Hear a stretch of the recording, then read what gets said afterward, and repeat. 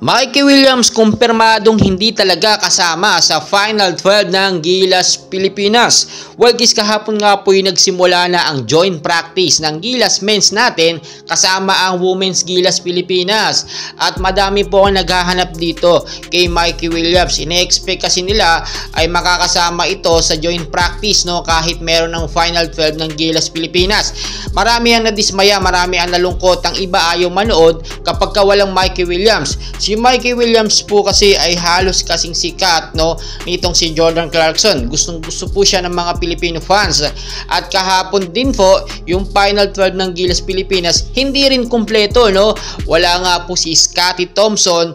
Ito naman si Roger Pugoy, hindi rin kasama kasi may injury pa.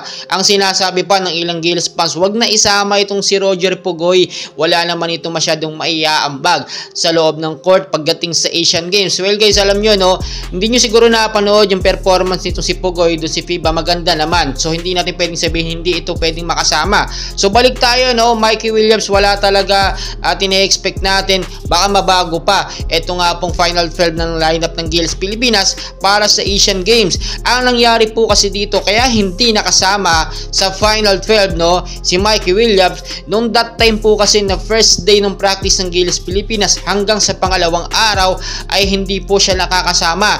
Ganito po kasi ka-stricto itong si Coach Tim Cone. Kapag may practice game, dapat present ka. Yung hindi makakapunta sa first day ng practice ng Gilas Pilipinas, hindi na makakasama sa lineup. Ganyan po siya ka-stricto. Dapat sa training pa lang maipakita na ng Final 12 ang kanilang desperadong practice or paglalaro para sa Asian Games. At tingnan nyo po, kung kasama nga sila sa Final 12 tapos hindi naman ma-attend ng Gilas practice, ay talagang hindi sila makakasama. Well guys, abangan din natin itong week po bago magsimula ang Asian Games, magkakaroon po ng tune-up game ang Gilas Pilipinas, at talagang kaabang-abang ito dahil magaling po na kupunan ng kanilang makakalaban. So marami tayong updates na dapat abangan dahil ngayon po talagang kinakailangan na halos araw-araw dapat mag-practice na ang Gilas Pilipinas, especially sa tune-up game para makuha po nila ang team chemistry na magkakasama sila. Lalo-lalo na po kasama si Terence Romeo at si Abueva, which is dapat makakapa nila yung chemistry na kasama si Justin Brawley.